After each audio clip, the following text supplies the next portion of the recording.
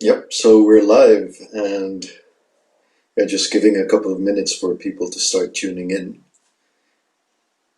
And yeah, just to preempt everything, good morning. And I hope so far your day's been well. Your day's been good. Or if you're just finishing, coming off a night shift, then I hope you have a good rest and the rest of your day.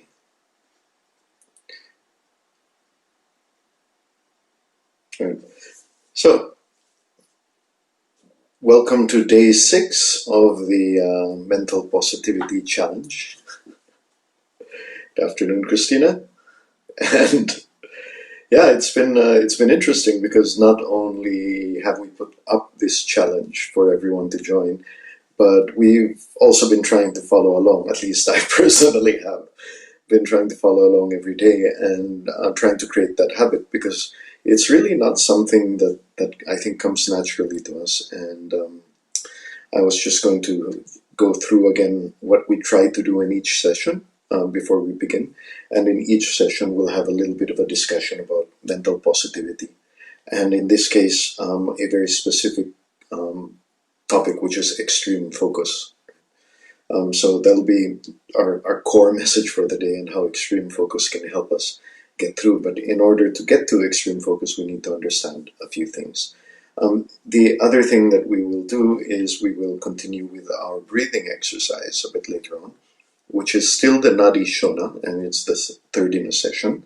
If you have been here for the last two, then we're putting everything together in one thing.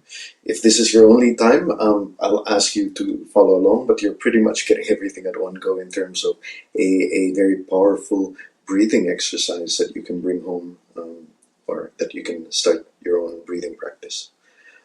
Third thing, we will start an affirmation. What's it called? An affirmation mudra, and we will learn a hand seal. And for the third day in a row, it's something called Pran Mudra, which is the seal, hand seal for a great life. And the reason for that is it starts bringing us into this habit of focusing energy, so that we know that, and that sort of affects us as to what we do every day in life and how we change our lives. Okay, so here we go. So just to reiterate where we were and what mental positivity is, the sorry, I'm just looking at the screen, sort of getting. I think the light is causing some lines, but never mind. Okay, so the reason we came up with this as a urban ashram is really that during times like these, we need to put our mental health uh, first and foremost. And part of that is beginning to understand our own mind. And one of the things that we know about our mind is that our mind has a tendency to generate thoughts, but these thoughts are not yours. And it has a bias, something like 70%, they actually studied this, right? On average, of our thoughts will be negative ones.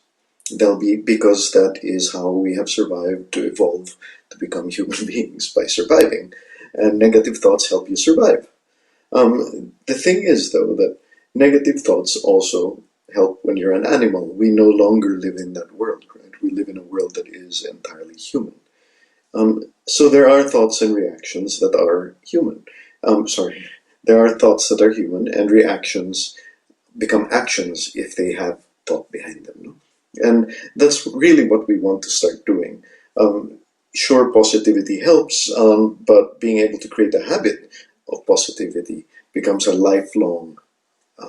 It becomes a lifelong giver in terms of how your life unfolds. So habits have their own life. Sorry. The thing about it is that if thoughts are habits, habits are very hard to change. And believe me, I'm a creature of habit. I smoked for, I don't know, 25 years, smoked cigarettes, and I have many other habits that over the years I had to get rid of. So I think I'm pretty good at getting rid of bad habits, but I still have them. Um, Same with mental bad habits. And I'm beginning to learn how to treat them the same way I did my smoking or my vices and my laziness, about how all of these things are just habits. And part of that is really learning how to change habits. So in order to change habits, we reinforce good habits. We don't worry too much about the bad habits, but then we start replacing these bad habits with good ones. And it's the same with mental habits or physical habits that we may have. Like, for example, I use my hands a lot. And if I want to start changing that, I'm going to start quieting my hands. And I'm going to start mentally rewarding myself. I'm doing well. This is the right way to do it. So again, habits are habits. Even there you can see how it wants to come back.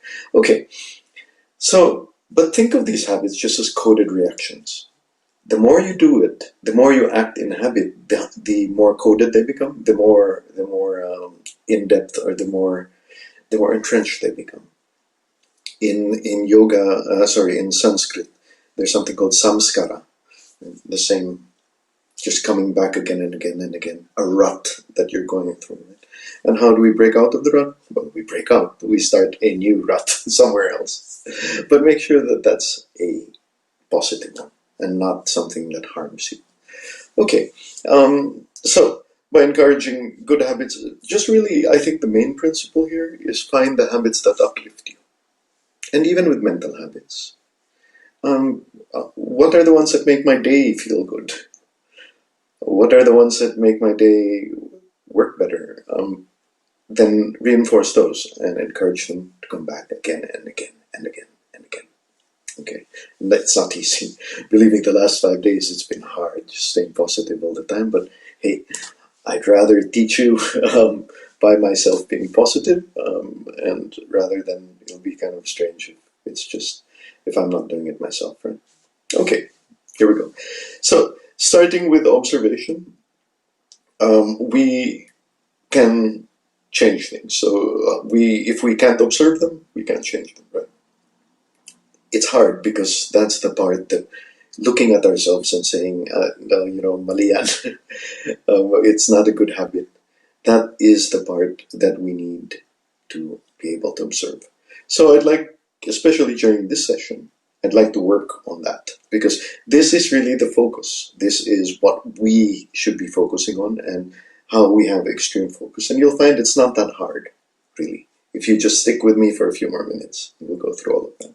Okay, so first, just a very simple thing once we start observing ourselves, accept that there are negative things. Right? Nobody's perfect. I wish I could say that there are people who are perfect. I wish I could say I'm perfect. But there are negative things that you will observe about yourself. Be kind. It's fine. Even things that are deep, dark, guilty secrets, right? That's fine. Everyone has them. They're human. You're human. Nobody is there to judge you. It's only yourself. And then celebrate the positive. So whenever you do observe things that are good, have a little mini celebration on the side. Don't lose observation, though.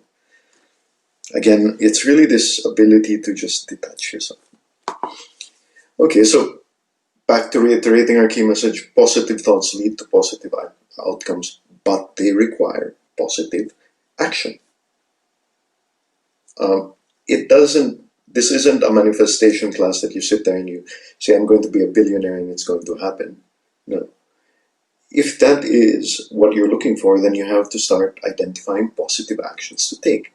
Don't waste your energy on fear, hate, and worrying about what other people think. That's just a waste. Right? And even more importantly, what are you doing right now to prepare for that moment? This is the moment that you're in. Right? And what positive actions can I take in order for that positive future to happen? Yeah. Again, there is effort involved. But remember, when you make an effort, make sure that effort leads you to a place that is easier or closer to that ideal world, ideal moment that you're looking for. And it's the same whether it's sports, whether it's anything else, and life in general. Next, how to achieve extreme focus. So I think that I've been put on this particular slot by Urban Ashram because I've lived a lot of my life with extreme sports. And it's funny. So the thing is, when you look at an extreme sport, you think that that's very risky. But in reality, the guys who do this, especially at the very top level, are the least risk. They're the most risk-averse people I know. That moment that you see them that you see them riding this huge wave, that you see them going down a hill at high speed, the moment you see them jump out of an airplane, that is the moment they have been preparing for. That is the end of a series of moments. And each moment before that was thought out, the risks were assessed, training was put in, dedication, sometimes for years, in order to do that 1 minute or that 1 second even of this absolutely perfect moment. And yet there were so many moments before them. It's funny because in this world we tend to see a picture and we say, oh, even in a yoga pose, you see somebody a handstand, you say, wow. So he's doing a handstand, but what you don't see are all of the preparation to get into that single moment. And in that moment, even your reactions are trained. So even reactions, what do you do when you're about to fall out of a handstand? What are you about to do if you fall out of off a board, right? Or you've lost your balance? These are all now reactions. That's where training comes. And the training is there to survive. And extreme sports pull you into that moment in a way nothing else does. Why? Because your survival depends on you, your skill, right? So, few things to learn from that. One, extreme focus is possible, but what does it really mean? It means being completely and inherently in that moment. In this moment, the moment that you're listening to me. Extreme focus is just being here, not listening to, worrying about what dinner is going to be or what's going to happen later, what's even going to happen 1 minute from now. Because when you think about it, the truth is, there is no, the future doesn't, what matters is now. I can't tell you what's going to happen a minute from now. And we're going through that right now, things that nobody ever imagined, right? So it becomes all the more important that we focus on this moment. So this moment that we live in, I'm sharing knowledge that for years I've accumulated, and hopefully you find uplifting or some of it uplifting or helpful. But everything leads up to that. Whether it's a big basketball game and you're there in your last shot, you're Michael Jordaning the hell out of it, right? Or you're in an office presentation that this is going to make your career. Right? We build up to these moments, and each moment needs to be lived before them. And that moment is the result of many moments before them. So if we believe in that, if we know that this is where we're from, then we can start beginning to see where we're going. And then it becomes important to, knowing that we're going in some direction, that our moment is useful, that we still focus on this moment itself. So again, we prepare for the moment itself becomes relevant for the future. And then in life, the question is, what are we preparing for? How do we prepare for it? Right? So, if everything else is an illusion, then we put ourselves into all of these things. We prepare ourselves for these moments. We put ourselves at risk. That's what life is. But the one thing I'd like to also make sure that you remember is that you can always back out if you are not prepared for the moment, if you haven't thought about the moment. And I've come up to the start line of a race and decided, no, I'm not doing this. I'm going to die. I mean, no, it's just no. It doesn't matter, because in the end, it's just you. And you have to deal with that risk of anything, any decision you make in life.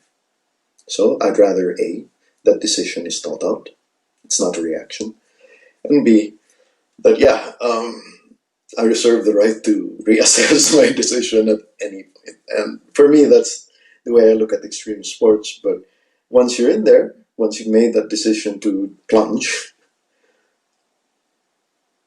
there you are. You're in that moment. And where else do you want to be, really, except in that moment? Okay, so we're going to start with our foot. Enough with the talk. Let's do some breathing. Just shake out your hands and just feel it soften. It's a bit chilly where I am today, so if you rub your hands together, you can start feeling the energy of the body. And again, the energy just follows our nervous system, and our hands are quite good for that. If you move them apart, maybe 1 inch, and close the eyes, keeping a straight spine, just allow the energy to start moving in between the palms. And in your mind, just imagine that there is a ball of energy in between the two palms. And as you squeeze it closer together, you can begin feeling it start to compress into a stronger form of energy. Just rub that again. Now keep the eyes closed and bring the palms in front of the face. And just imagine that the ball of energy is now the shield that's transferring between the hands and then the face, just softening and beginning to feel the energy. Take in deep breath, just releasing. So it's a good centering exercise to begin feeling the energy. The hands, you talk about healing hands, and that's really where the energy comes from. It's very human, this thingy. It also is a good way to start getting rid of wrinkles, I hope, by using the energy on the face. But remember, energy follows the imagination. Right? So if you think this energy is moving, the body will move with it, but even keeping the body still, the energy moves. So again, be very careful, because sometimes we tend to throw out our energy, or people tend to suck on it. Right? These energy vampires taking our energy, we don't even realize that it's being sucked out. So let's again recollect, bring it back in. Okay, so let's go back to Nadi Shona. So whenever you do a breathing exercise, again, straight spine. Most exercises you can do lying down, seated, standing, but be very, very straight and be very comfortable. You want to get rid of any sort of twitches and pains. So bring the hand in front of your face. And if you, again, we're using the right hand. I tend to mirror, so just use your right hand. Bring that in front of you can support the elbow with the palm, or you can place the opposite hand on the thigh. Now, the middle two fingers, the index finger and ring finger, 3 days in a row I make the same mistake. Put that in the center of the palm. And notice that you'll have to sort of bend everything unless you're extremely flexible on the fingers. And if you swing that in front of the face, you'll notice it's a bit low, but that's fine. You can drop the head. And using the pinky finger and ring finger, you can press the crease right here, or press the other crease right there. And this allows you to control the nostrils without pushing, or trying to make your nose longer. Just allow yourself to be very gentle with the nose when you close. So it's alternate nostril, but the closure is right at the crease. So here we go. Dropping the head, just taking a deep centering breath through the nostrils. Opening the mouth, exhaling gently. Whispering the breath out. Inhaling through the nostrils. As you exhale, just reminding yourself of the pattern of breath, lifting the pelvic muscles, drawing the belly in, drawing the diaphragm in.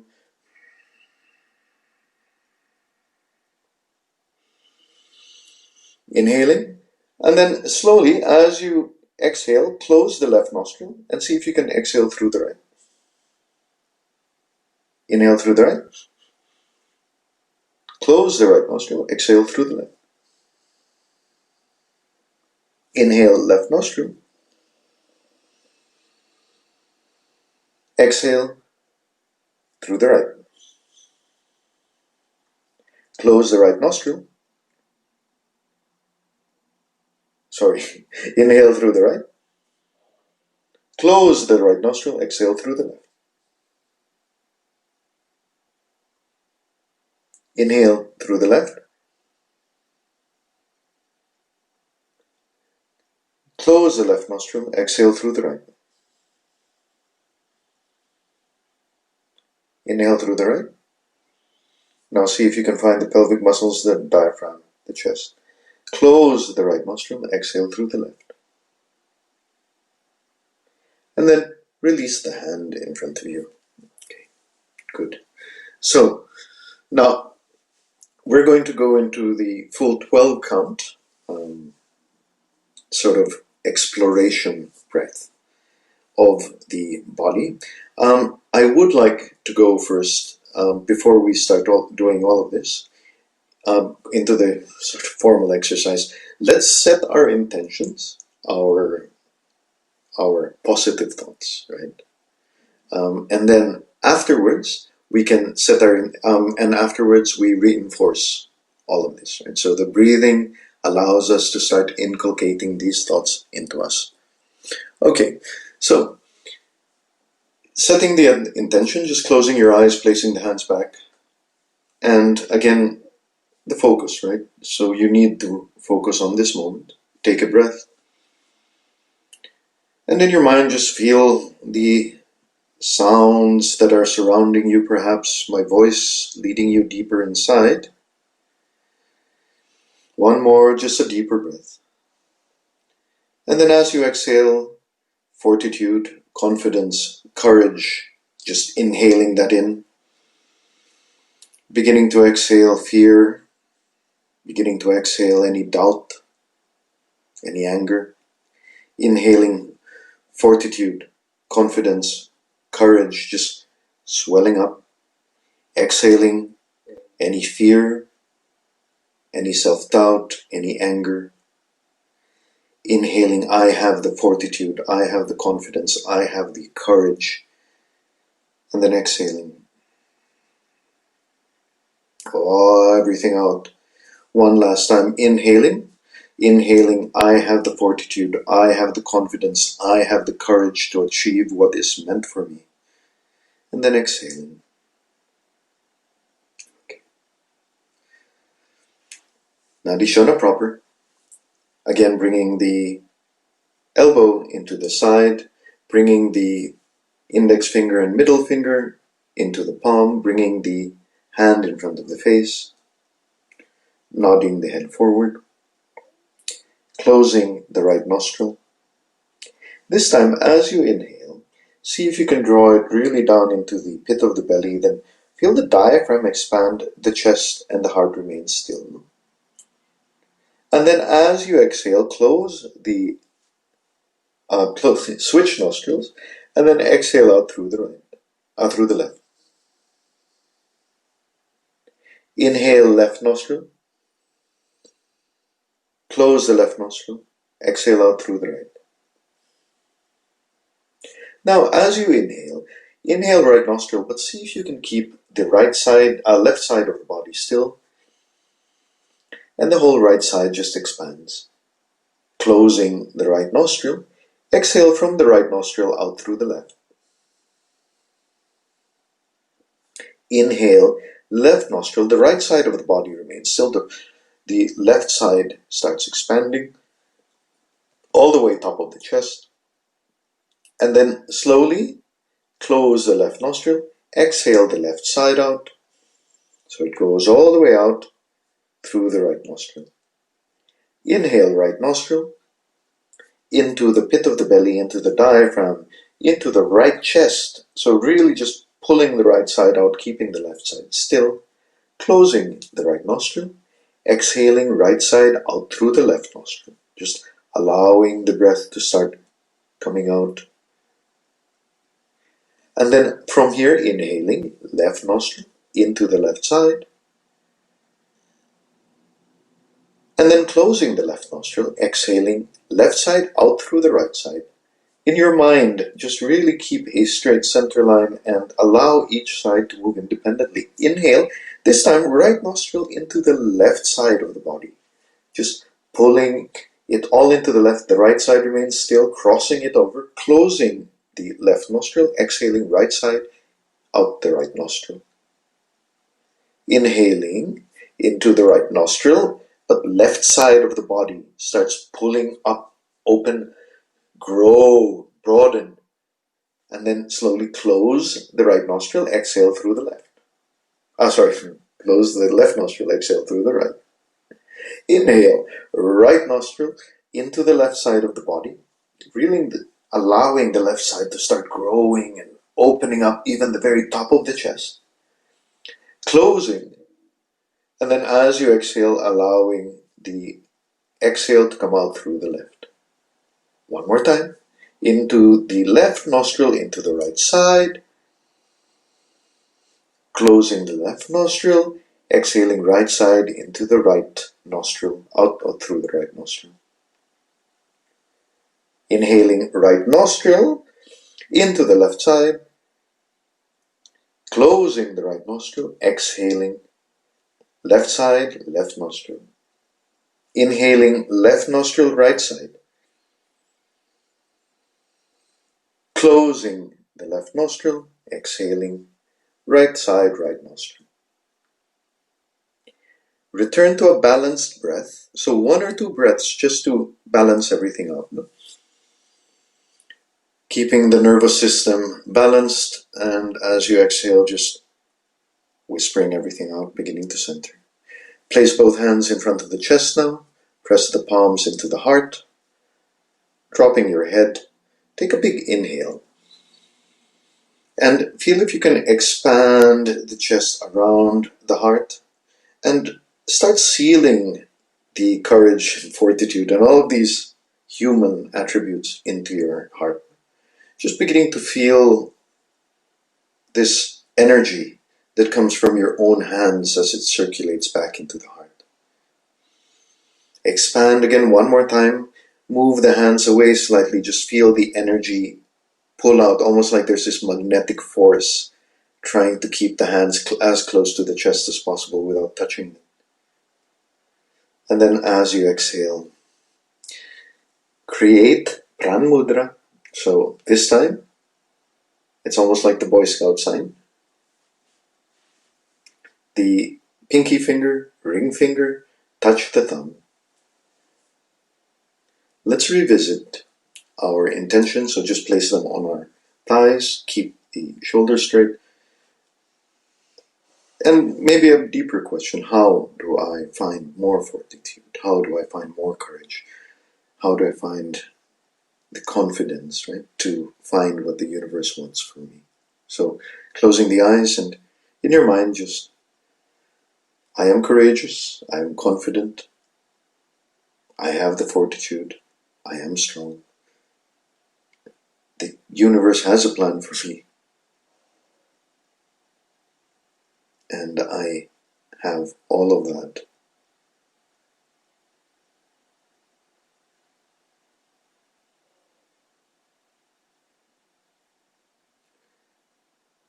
Just beginning to feel the sense of awareness return.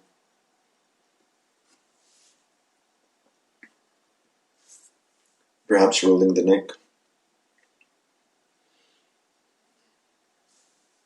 Shaking out the hands again. Right. So that's Nadi Shona. Remember the observation exercise in alternate nostril breathing is really observing neutrally, without a bias towards the left or the right side. Where are the sticky parts? Why can't I breathe in here? Beginning to explore from the inside, using the breath, right? And that really, for me, is I guess, the metaphor for what we try to do with our observing ourselves without ego. Because cannot be ang ego, makadaot na to, no? It's really that. It's in Bisaya. It's really, there's something that will get you, and it's ourselves. We have met the enemy, and it is ourselves. And through focusing, through positivity, through all of that, nothing will change out there in this moment. Nothing. Nothing. It's gonna be the same, right? But what can change is you in this moment. And that really becomes things. So before I close, I just wanted to say thank you to everyone. And it's really funny. I think to myself, I have 3 days with you, and what sort of lessons do I want to give you, and what will you even listen to, and what makes sense? How can these 3 days make your life even slightly better, or perhaps in the longer term much better? Words of, I guess, from my own experience, wisdom. I mean, like I said earlier, make the most of this moment. But prepare for those moments as well. That's really what it is, right? Find a practice. If you're going to want to be good at basketball or bowling or whatever, you're going to practice, right? So find a practice, a life practice, whatever that means to you, whatever uplifts you, and check that it uplifts you, that you're not uplifting somebody else. Don't find false gurus. You can't change anything except your own reactions and actions. I spent a lot of my time trying to change the world, or at least trying to change a little bit of it. I found that it was always frustrating, but when I started changing myself, and more importantly how I reacted to the world, my world started changing. Let's see what else I have this whole list. Too much time. You can't change anything except for your own reactions. Pain and suffering are different things. To avoid future suffering, sometimes we have to accept that there is a little bit of pain and a little bit of discomfort or inconvenience. And otherwise we won't be living, will we? And ultimately, find joy in the joy of others, so that you too can truly enjoy, find joy, and others will be happy in your joy. Be kind to yourself. I think we forget that. Knowledge, experience, those two together give you wisdom. So spend your time accumulating both, and make them good experiences, and try to think them through before you take any risks. But otherwise, there's so much more. Maybe not so hard to learn, but go forth and today, and just have a good day for yourself, right? And believe that while times may be hard now, they will absolutely get better. So with that, the same way I closed, wait, before I go, tomorrow, very good friend of mine, Troy, excellent teacher, but di man siguro ng Bisaya, pero uh, an excellent teacher and good friend of mine, and a very wise man. It's worth tuning in for his wisdom and his knowledge. But I hope to see you guys at the studio, virtual studio, or online again, hopefully soon. And with that, just to close the same way, I'm inviting you to say an Om to yourself, to sing an Om to yourself. And the nice thing about singing an Om at home, if you are at home or alone, is that, or chanting an Om, is that you can chant as loudly as you wish. Place the hands in front of you, thumb touches the heart, thumbs touch the heart. Now, bring yourself tall, let your head drop, and bowing your head and lifting your heart, just take a deep breath through the nose.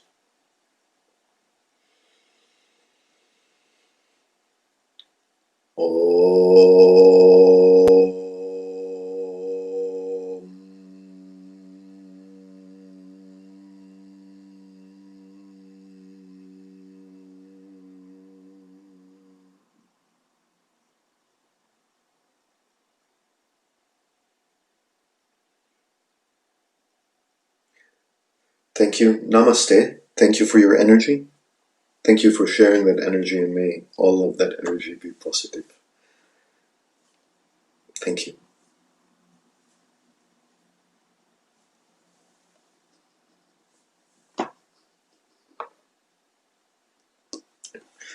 Yeah, so those of you just hanging on, she's still meditating. She has a problem with her toenails, so that's a bit, see if I can fix that later. So, nice day out. Very gloomy, very green.